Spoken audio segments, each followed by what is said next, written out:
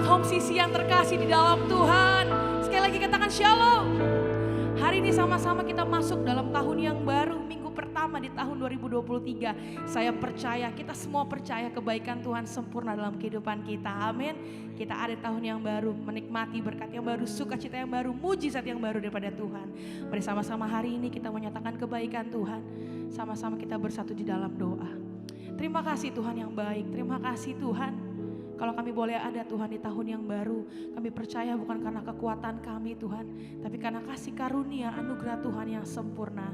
Hari ini kami datang Tuhan, berikan hati kami, penyembahan kami, ucapan syukur kami. Di tahun yang baru kami nikmati bersama dengan Tuhan.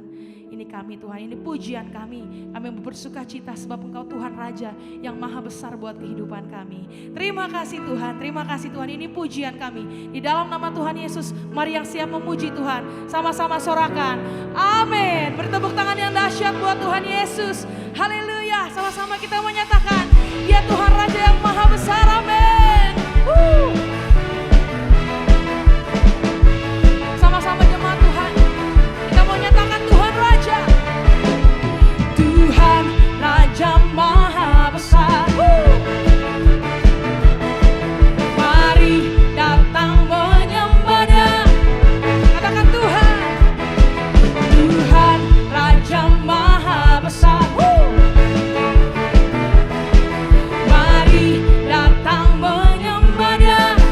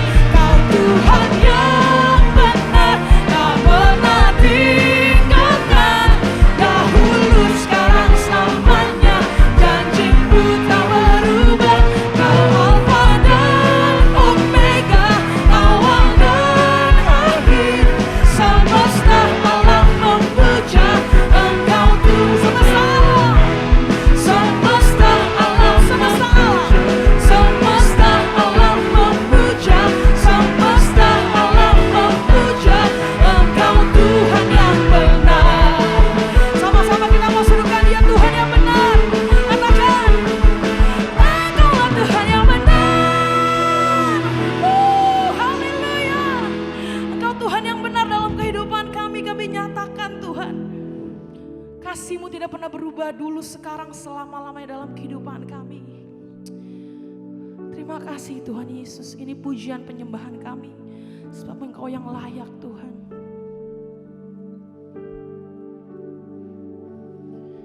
Kami nyatakan pujian ini Tuhan. Engkau yang layak, Engkau yang layak Tuhan Yesus. Thank you Lord Jesus.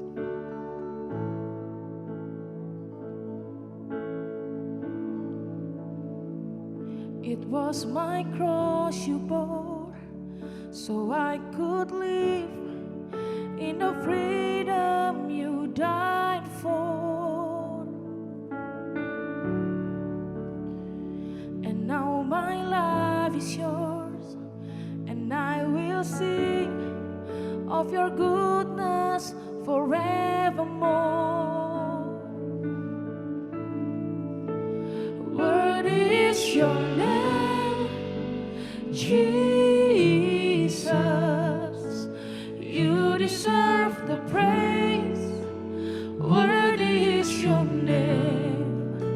Worthy is your name, Jesus. You deserve the praise. Worthy is your name.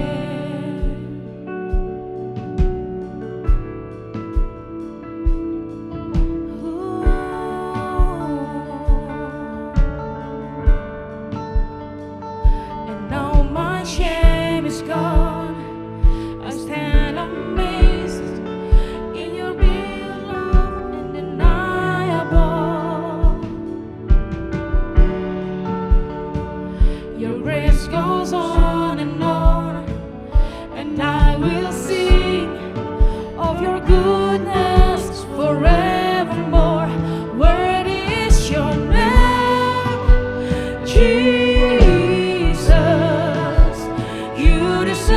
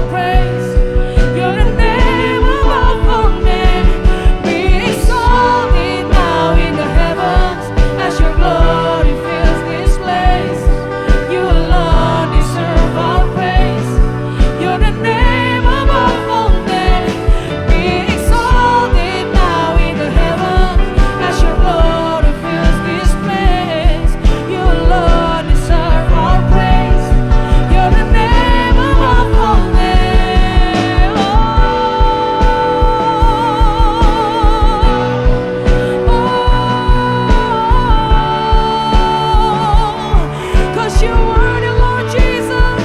We praise your name, Lord. Oh,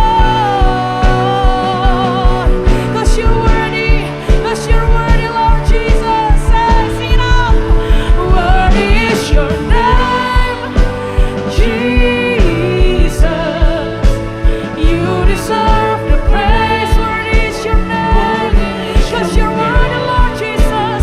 Worthy is your name, Jesus. You deserve the praise. Worthy is worthy, worthy, worthy is your name, Jesus. You deserve the praise. Worthy is your name, worthy is your name, worthy is your name, Jesus. You deserve the praise.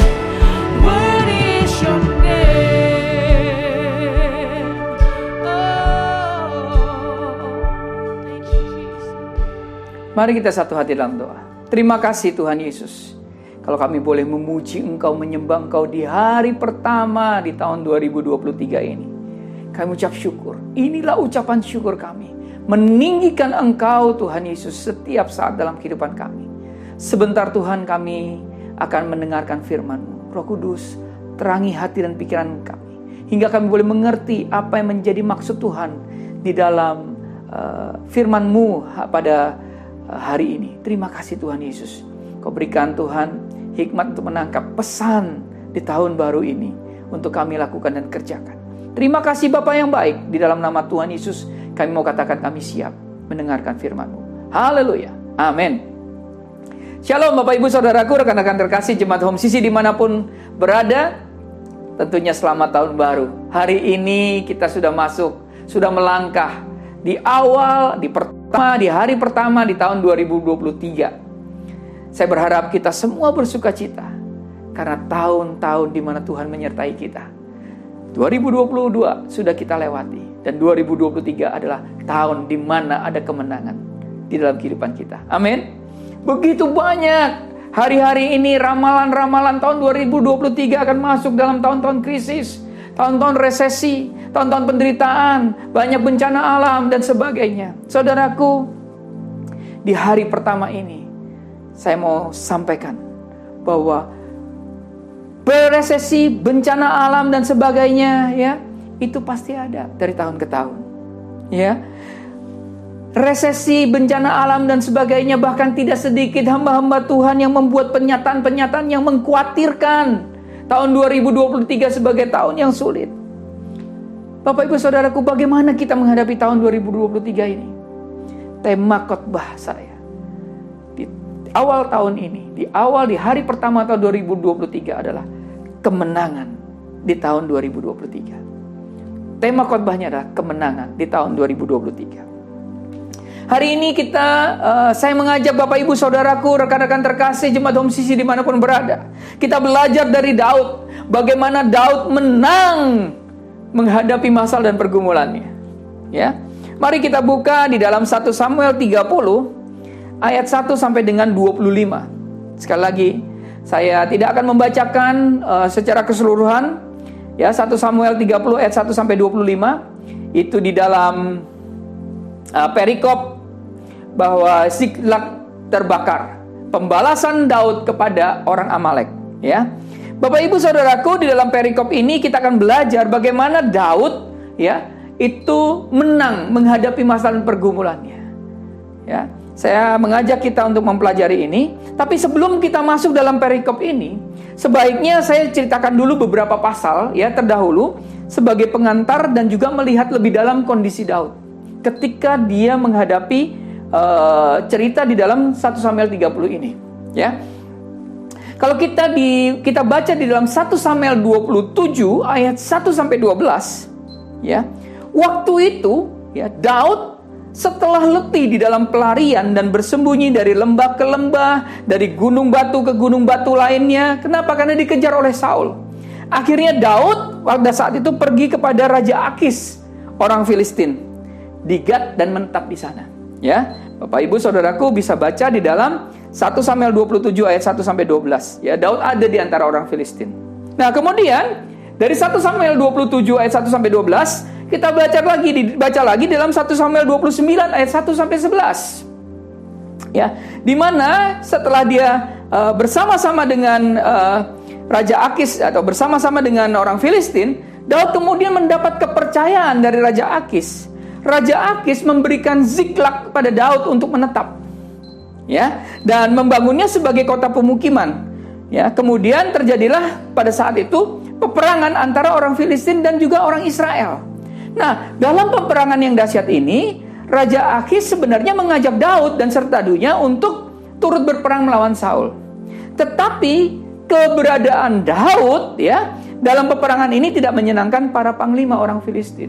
Jadi Bapak Ibu Saudaraku, raja-raja orang Filistin mengatakan jangan sampai nanti Daud ini berubah pikiran terus jadi bantu Saul, gitu ya, kira-kira seperti itu. Nah, kemudian Raja Akis dan panglima-panglimanya rapat. Nah, keputusan diambil, Daud dan pasukannya disuruh pulang. Pulang deh ke Ziklag. Daud suka tidak suka menerima keputusan tersebut dan akhirnya pulang. Ya. Walaupun pada saat itu kalau kita baca dalam 1 Samuel 29 ya, ayat yang ke-8, Daud sempat tanya ya kepada Raja Akis. Dia bilang begini. 1 Samuel 29 ayat 8, tetapi Daud berkata kepada Akis, apa yang telah kuperbuat dan kesalahan apa yang kau dapati pada hambamu ini sejak saat aku menjadi hamba kepadamu ya sampai hari ini sehingga aku tidak boleh ikut berperang melawan musuh tuanku raja.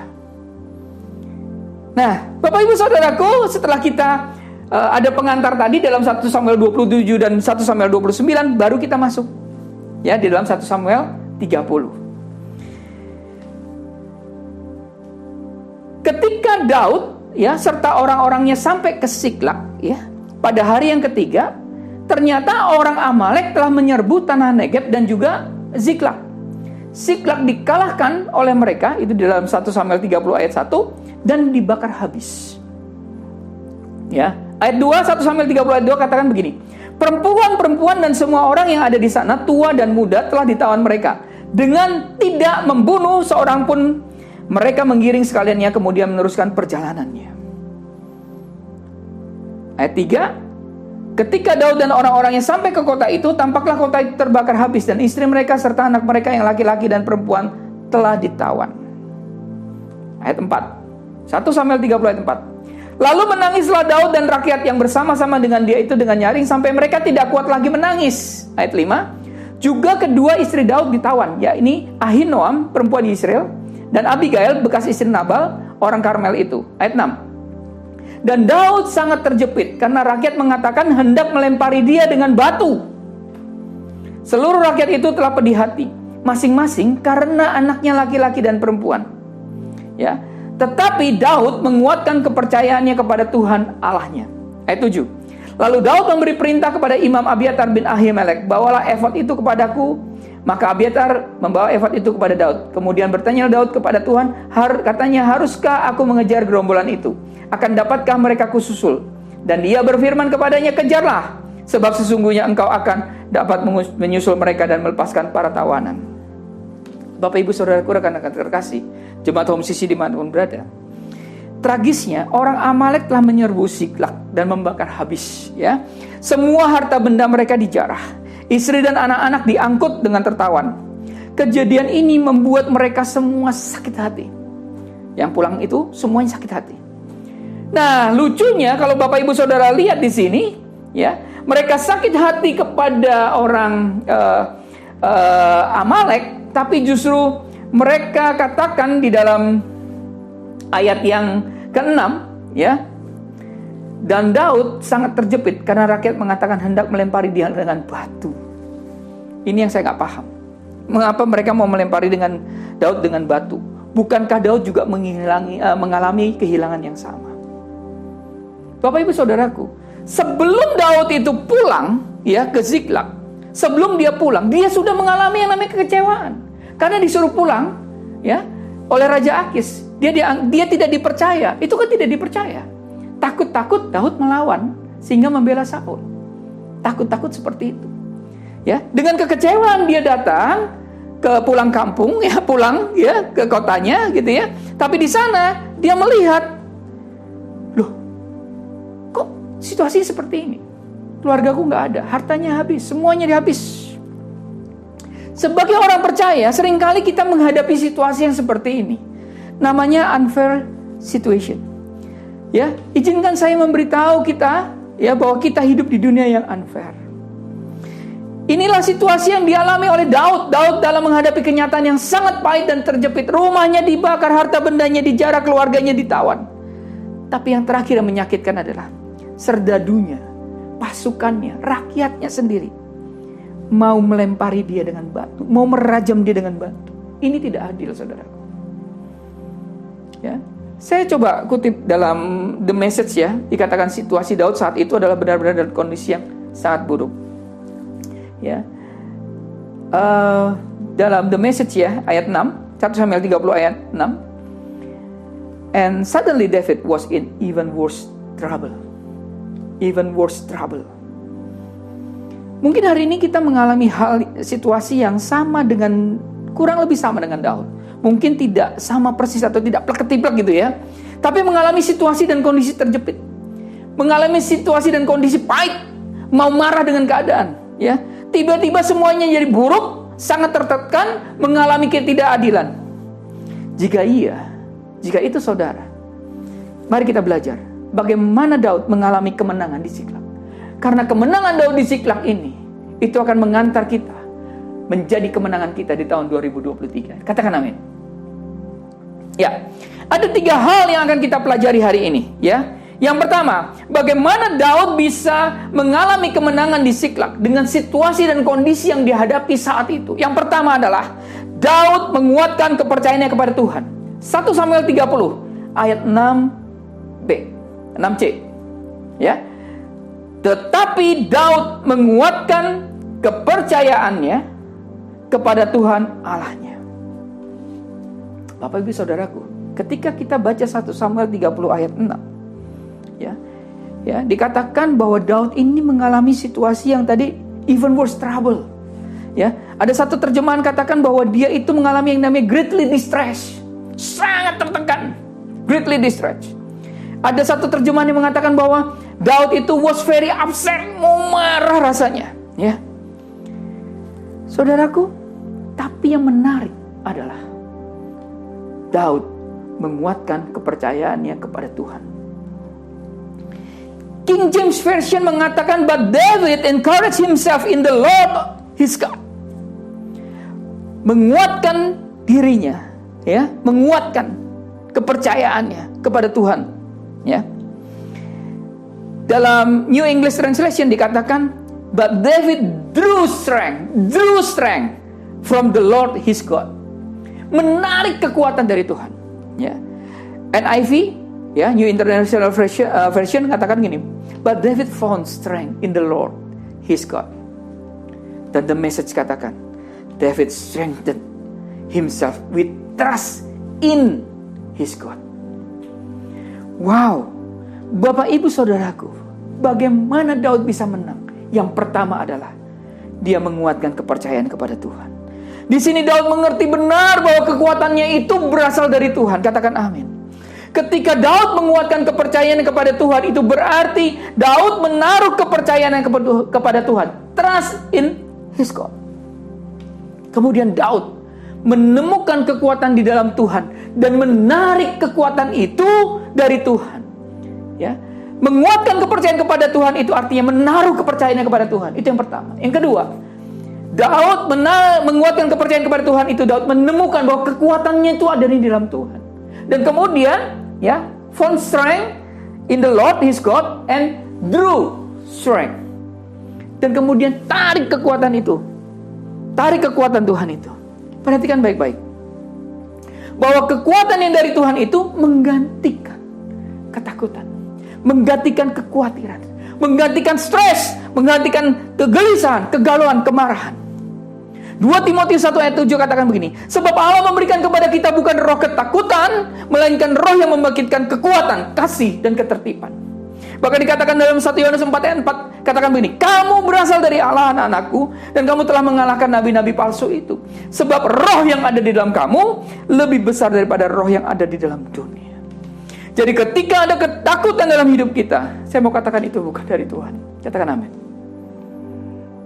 Ketika ada hamba-hamba Tuhan mulai menakut-nakuti saudara dengan segala macam pernyataan-pernyataan yang membuat Anda takut, itu bukan dari Tuhan. Katakan amin. Ketakutan adalah roh atau spirit yang harus dikalahkan. Bagaimana caranya? Tinggal dalam hadirat Tuhan. Katakan amin. Ketika kita ada dalam hadirat Tuhan, maka di situ ada impartasi kuasa Tuhan dalam hidup kita. Katakan amin. Ketika kita ada dalam hadirat Tuhan, disitulah kekuatan Tuhan yang menggantikan kekuatan kita yang telah robek karena masalah dan pergumulan kita. Ketika kita ada dalam hadirat Tuhan, roh ketakutan dihancurkan dalam hidup kita. Katakan amin. Hadirat Tuhan adalah tempat di mana kita menemukan dan menarik kuasa Tuhan, menarik kekuatan Tuhan dalam hidup kita. Katakan amin. Jadi Bapak Ibu Saudaraku, rekan-rekan terkasih jemaat Home CC dimanapun berada, ketika takut itu datang, ketika marah itu datang, ketika sakit hati, kecewa, mari kita datang dalam hadirat Tuhan. Katakan amin. Karena dalam hadirat Tuhan kita dapat menarik, kita dapat menemukan dan menarik kekuatan dari Tuhan.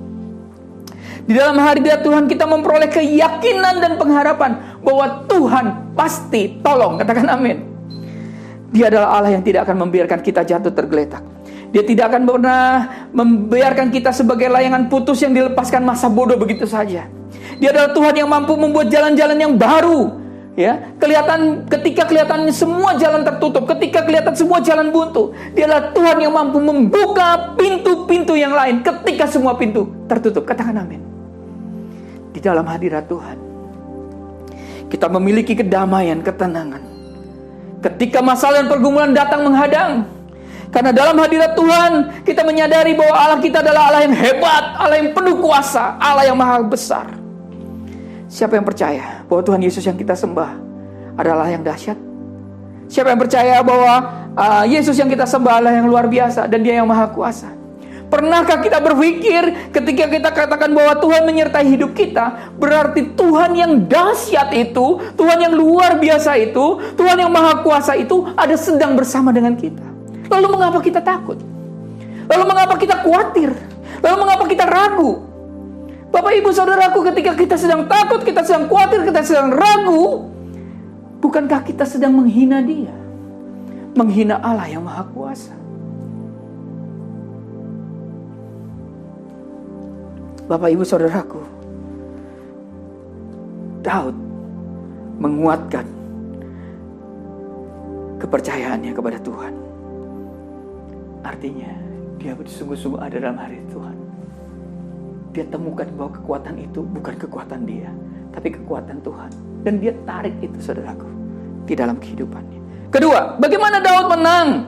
Ya, bagaimana Daud menang ketika mengalami hal-hal yang ada di Siklag? Yang kedua, Daud mengutamakan Tuhan. Ya, tadi tinggal dalam hadirat Tuhan, dia kuatkan sebagai pribadi, dia kuatkan diri dia, kuatkan, dia tahu bahwa ini bukan kekuatan dia, tapi kekuatan dari Tuhan. Yang kedua, Daud mengutamakan Tuhan. Ya, 1 Samuel 30 ayat 7-8. Lalu Daud memberi perintah kepada Imam Abiatar bin Ahimelek, bawalah efod itu kepadaku. Maka Abiatar membawa efod itu kepada Daud. Kemudian bertanyalah Daud kepada Tuhan, haruskah aku mengejar gerombolan itu? Aku susul. Dan dia berfirman kepadanya, kejarlah, sebab sesungguhnya engkau akan dapat menyusul mereka dan melepaskan para tawanan. Ada 3 hal yang kita pelajari di dalam ayat 1 Samuel 30 ayat 7-8 ini. Yang pertama, Daud katakan, bawalah efod itu kepadaku. Maka Abiatar membawa efod itu kepada Daud. Ya, efod itu bagian dari pakaian kudus seorang imam besar. Ya, Yahudi atau pemimpin ibadah dalam budaya Israel kuno yang dicatat dalam Alkitab Ibrani dan Perjanjian Lama di Alkitab Kristen. Di dalam kitab 2 Samuel, Daud menari-nari mengenakan efod di hadapan tabut perjanjian. Efod juga dikatakan berada di kemah suci. Ya, baju efod juga digunakan untuk menanyakan petunjuk Allah yang berkaitan dengan Urim dan Tumim. Ya, Bapak, Ibu, Saudaraku, kalau kita definisikan effort adalah, effort itu melambangkan apa? Kebutuhan untuk berhubungan dengan Tuhan dan sarana untuk datang dalam hadirat Tuhan. Ya. Effort itu melambangkan kesadaran manusia akan ketidakmampuannya dan dia perlu Tuhan sebagai tempat pertolongan. Effort itu melambangkan sebuah langkah kerendahan hati untuk meminta petunjuk kepada Tuhan. Daud mengutamakan Tuhan. Dia katakan bawa effort itu kepadaku. Karena ia tahu dia butuh untuk berhubungan dengan Tuhan. Dia tahu bahwa itu melambangkan kesadaran sebagai manusia bahwa dia tidak mampu dan dia perlu pertolongan Tuhan. Effort itu melambangkan sebuah langkah bahwa dia rendah hati untuk minta petunjuk. Ya, kemudian kita lanjutkan. Di dalam ayat ke-8 ini dikatakan, bertanyalah Daud kepada Tuhan.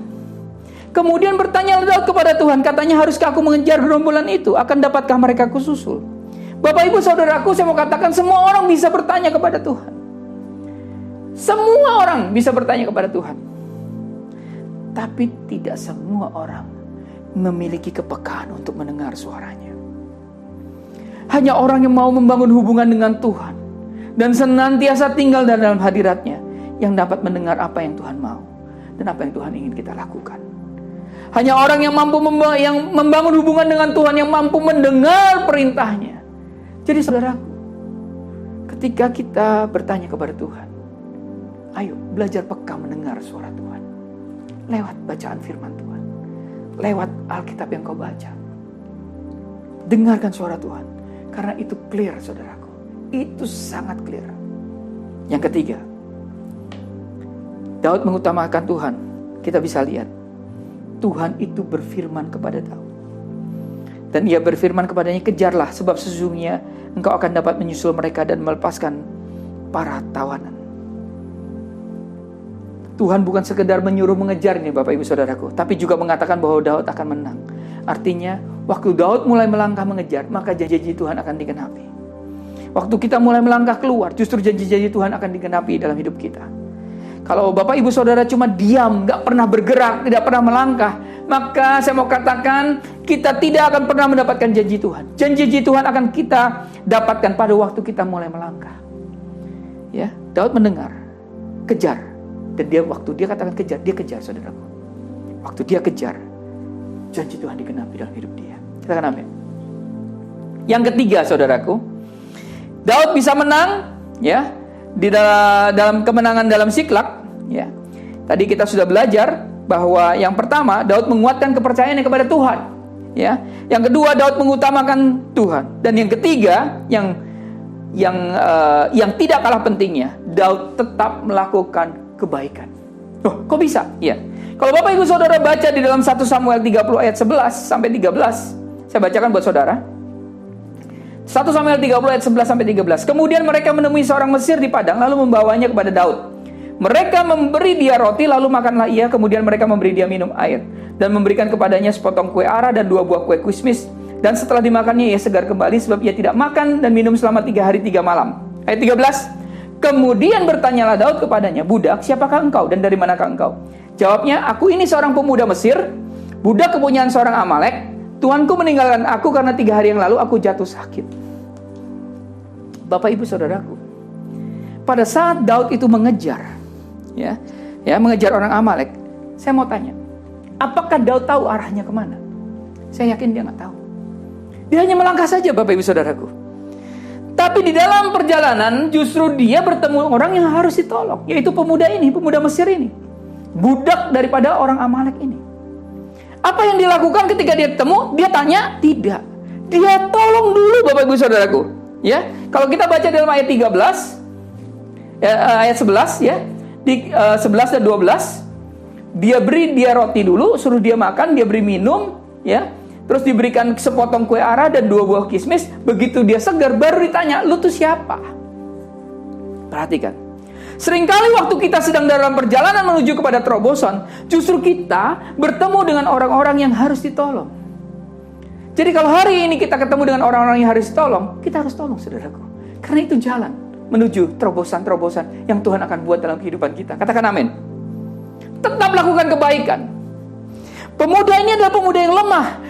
Tapi dari pemuda yang lemah ini, Tuhan justru lakukan terobosan untuk Daud. Dia nggak perlu cari arahnya kemana orang Amalek itu pergi. Tapi lewat pemuda ini, ya, justru dia tahu bahwa mereka itu pergi ke sana. Ditunjukkan arahnya. Saudara lihat, Bapak Ibu Saudaraku, rekan-rekan terkasih, Jemaat Home CC dimanapun berada, ketika kita mau mengalami terobosan, lihat, dari hal yang kecil Tuhan sanggup membuat terobosan yang besar dalam hidup saudara.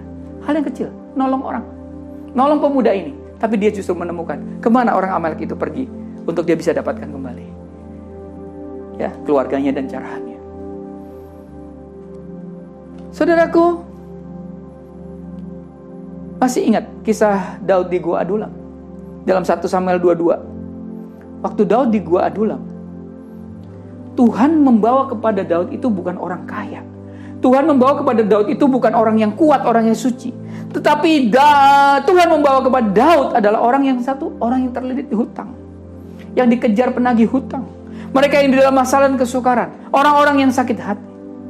Bapak Ibu Saudaraku, jika kita lihat orang-orang yang dibawa Tuhan di Gua Adulam kepada Daud ini, ya, adalah satu golongan yang disebut golongan Madesu. Tahu Madesu? Masa depan suram.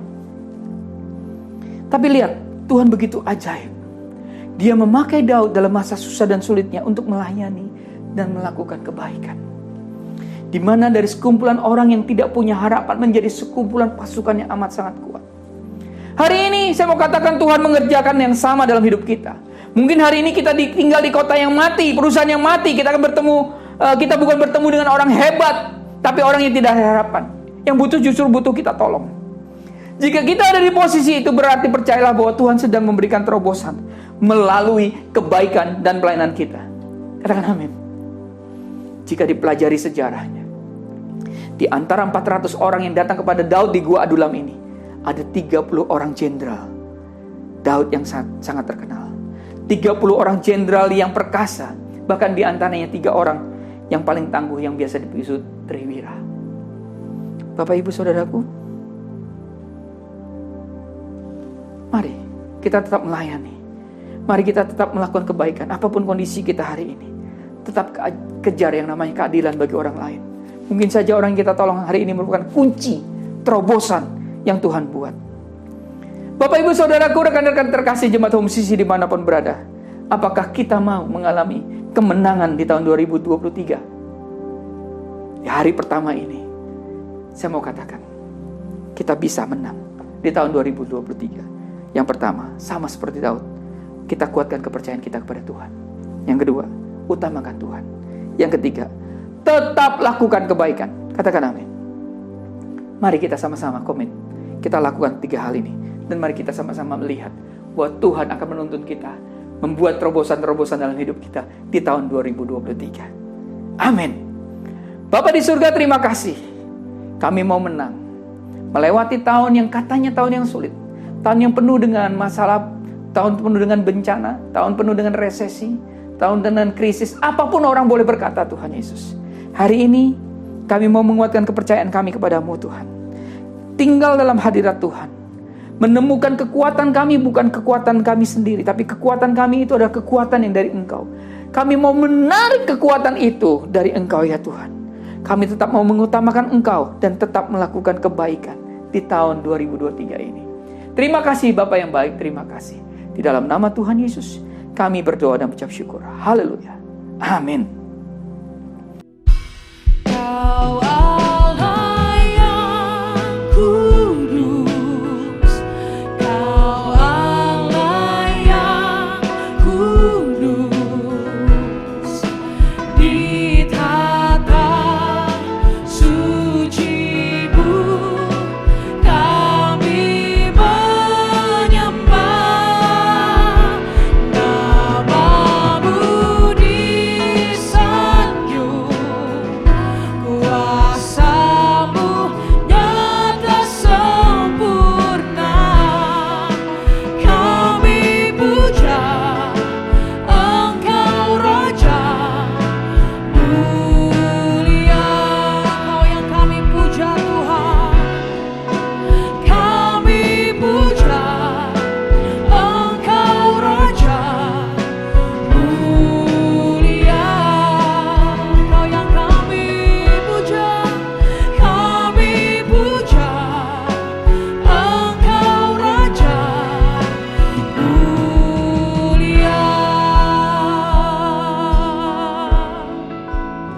Karena itu saudara-saudaraku jemaat Kristus yang dikasihi Tuhan, angkatlah kedua tanganmu dan terimalah berkat. Mari aminkan setiap perkataan berkat yang kita percaya bahwa kita menerimanya. Tuhan memberkati engkau dan melindungi engkau. Tuhan menyinari engkau dengan wajahnya dan memberi engkau kasih karunia. Tuhan menghadapkan wajahnya kepadamu dan memberi engkau damai sejahtera. Kiranya kasih dan penyertaan Bapa di surga dan damai sejahtera dari Tuhan Yesus Kristus serta penghiburan dari Roh Kudus terus menyertai kita sampai Maranatha, Tuhan Yesus datang kembali. Kita yang sudah menerima berkat, mari kita sama-sama katakan, amin. Selamat tahun baru. Selamat menikmati kemenangan bersama dengan Tuhan di tahun 2023. Terus mencintai Tuhan, berhenti menghakimi, dan selalu jadi berkat. Tuhan Yesus memberkati. Ku kagum hormat akan Engkau. Ku kagum hormat akan Engkau. Kau Allah yang layak dipuji. Ku kagum akan Engkau. Ku kagum hormat akan Engkau. Ku kagum hormat akan Engkau. Kau Allah yang layak dipuji. Ku kagum akan Engkau. Katakan Kau Allah. Kau Allah yang layak dipuji. Ku kagum akan Engkau Tuhan. Ku kagum akan Engkau. Ku kagum akan Yesus. Ku kagum akan Yesus. Haleluya. Haleluya, haleluya. Selamat hari Minggu, selamat menikmati tahun yang baru bersama dengan Tuhan. Semakin dahsyat lagi, Tuhan Yesus memberkati.